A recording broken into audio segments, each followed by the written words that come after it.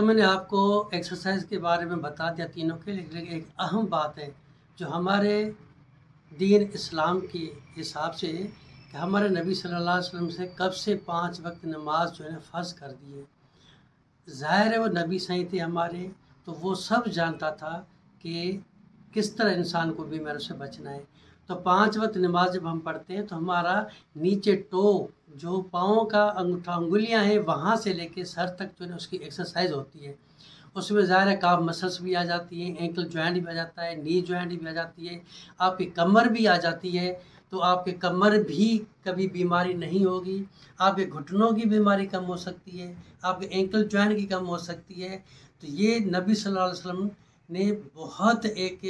Medically scientifically اس نے یہ رکھ کے اور نماز فرض کر دی۔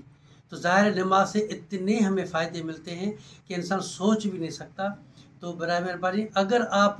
کنٹینیو 5 وقت نماز بھی پڑھتے ہیں نا، تو یہ بھی آپ کے اسکاف مسلس کے لیے، نی جوائنٹ کے لیے اور اینکل جوائنٹ کے لیے بہت کارآمد ہے، بہت